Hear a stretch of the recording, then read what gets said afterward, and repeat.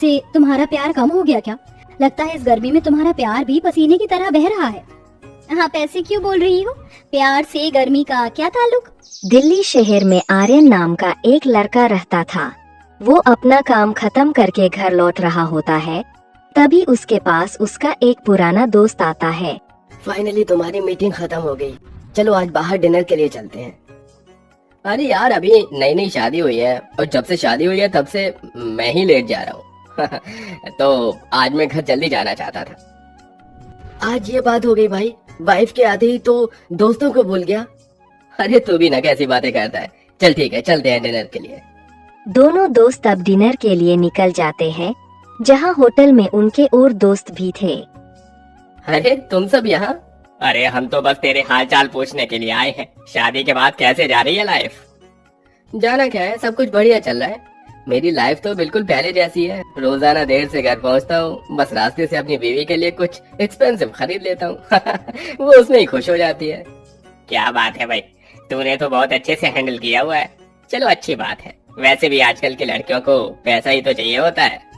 अब सभी दोस्त लेट तक बैठकर बातें करने लग जाते हैं, जिससे काफी देर हो जाती है। आज मैं फिर से लेट हो गया हूँ। अब मैं ऐसा क्या लेकर जाऊँ जिससे मेरी बीवी खुश हो जाए। तभी उसकी नजर एक ड्रेस पर पड़ती है। काफी मॉडर्न ड्रेस है और मेरी मॉडर्न बीवी को ये बहुत पसंद आएगी।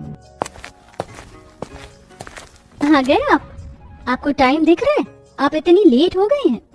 डार्लिंग, नाराज क्यों होती हो? मैं तुम्हारे लिए क्या लेकर आया हूँ, देखना नहीं चाहोगी? क्या लेकर आए हो? ये देखो कितनी प्यारी ड्रेस है, तुम्हारे ऊपर बहुत अच्छी लगेगी। फुल बॉडी कौन है? जब वो ड्रेस देखती है तो बहुत खुश होती है। ये ड्रेस तो सच में बहुत अच्छी है। Thank you so much. अच्छा, वैसे खाना खाकर आए हो या फिर खाना परोस दूं आपको? मैं बाहर से डिनर करके आया हूँ। अब मैं बहुत थक गया हूँ, मुझे सोने दो। बहुत अच्छी ड्रेस है। अपनी फ्रेंड नितिका को वीडियो कॉल करके दिखाती हूँ।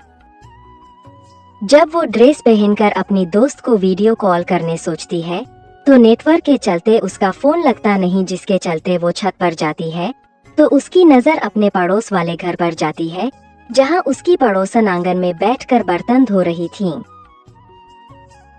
ओह माय गॉड, इन गरीबों का भी कुछ नहीं हो सकता। इतनी रात को भी कुछ ना कुछ काम करते ही रहते हैं। राधा, तुम्हें गर्मी लग रही होगी, चलो मैं यहाँ बैठे बैठे तुम्हें हवा कर देता हूँ। नहीं जी, मुझे हवा की जरूरत नहीं है। बस थोड़ी ही देर में सारे बर्तन धुल जाएंगे। कोई बात नहीं, जब तक तुम बर्तन धो रही हो तब तक मैं ही तुम्हें हवा कर देता हूँ। इस तरह उसका पति हवा करने लगता है तो रितिका जलने लगती है। पता नहीं इतने गरीब होने के बाद भी ये दोनों इतने अच्छे से एडजस्ट कैसे कर लेते हैं। अब रितिका मुंह बनाकर कमरे में जाकर सो जाती है। अब अगले दिन सवेरे रितिका घूमने निकल जाती है तो रास्ते में उसे उसकी पड़ोसन झाड़ू लगाते हुए मिल जाती है। सुना है तुम्हारी शादी भी अभी अभी हुई है। शक्ल से तो तुम पढ़ी लिखी लगती हो, फिर तुमने ऐसे घर में शादी क्यों की जहाँ तुम्हें इतनी गरीबी सहन करनी पड़े? अमीर गरीब तो कुछ होता ही नहीं है। जहाँ प्यार प्रेम होता है वहाँ गरीबी में इंसान रहना भी सीख लेता है। ये प्यार भरी बातें तो सिर्फ कहानियों में या फिर किसी को सुनाने में ही अच्छी लगती हैं। आजकल सारी चीज पैसों से ही चलती है। जरूरी नहीं कि हर एक चीज में पैसा ही मायने रखे। मेरे लिए मेरे पति का प्यार ही काफी है। बहू, मैं सिलेंडर में गैस भरवा कर आ रही हूँ, तुम तब तक घर के बाकी के काम कर लेना। जी माँ जी। अब राधा की सास चली जाती है। एक तरफ जहाँ गरीब की बहू संस्कारी होती है, वहीं दूसरी ओर पड़ोस वाली बहुत ही मॉडर्न और बदतमीज होती है। इतनी गर्मी में इतने ढके ढके कपड़े कौन ही पहन सकता है। आज तो मैं शॉपिंग के लिए जाऊंगी। वैसे भी मेरी एनिवर्सरी आने वाली है, मुझे हटके दिखना है। अब रितिका बाहर घूमने के लिए जाने लगती है तो बाहर उसे राधा पसीने में भीगी हुई दिखाई देती है। अरे क्या हुआ, गर्मी से तुम्हारा प्यार कम हो गया क्या? लगता है इस गर्मी में तुम्हारा प्यार भी पसीने की तरह बह रहा है। आप ऐसे क्यों बोल रही हो? प्यार से गर्मी का क्या ताल्लुक? जो प्यार अपने प्यार को इस तरह परेशान होते देख ले, वह प्यार ही कैसा। मेरे पति तो मेरे कहने से पहले ही सब कुछ लाकर रख देते हैं। मेरे कमरे से लेकर मेरी रसोई तक में एसी लगा हुआ है, इसे कहते हैं असली प्यार। राधा, तुम्हें बहुत गर्मी लगती है। मैंने पैसे जोड़कर ये पंखा खरीदा है, अब तुम्हें ज्यादा गर्मी नहीं लगेगी। अब रितिका उसके पति का ऐसा प्यार देखकर हैरान हो जाती है और राधा बहुत खुश होती है। देखा दीदी आपने, मेरे पति मुझसे कितना प्यार करते हैं, मेरी परेशानी अच्छे से समझ जाते हैं। अपने लिए एक शर्ट ना खरीद कर ये सिर्फ मेरे बारे में सोचते हैं, इसे प्यार कहते हैं। वैसे आप कहीं जाने वाली थी, कहीं लेट तो नहीं हो रही हो? हाँ, मैं एनिवर्सरी के लिए शॉपिंग करने जा रही हूँ। मेरे पति ने आज ही मुझे 2 क्रेडिट कार्ड दिए हैं जिनमें कोई लिमिट नहीं है। वैसे तुम्हारी और मेरी शादी तो एक ही दिन पर हुई थी, यानी कि तुम्हारी भी एनिवर्सरी आने वाली है, तो तुम्हारे पति क्या गिफ्ट में देने वाले हैं तुम्हें? ये मुझे कुछ भी नहीं देंगे तो भी मैं बहुत खुश हूँ, क्योंकि भगवान ने मुझे इतना अच्छा पति जो दिया है, इससे बड़ा तोहफा मेरे लिए और क्या ही हो सकता है। अब रितिका फिर से मुंह बनाकर वहाँ से चली जाती है और देर रात तक शॉपिंग करके घर आती है तो उसका पति काम कर रहा होता है। जब देखो आप काम करते रहते हो, थोड़ा टाइम हमारे लिए भी निकाल लिया करो। अरे काम पूरी नहीं करूंगा तो अपनी मॉडर्न बीवी की ख्वाहिशों को कैसे पूरा करूंगा? और ख्वाहिशों को पूरा करने के लिए पैसा लगता है, अब मुझे पैसा तो कमाना ही होगा।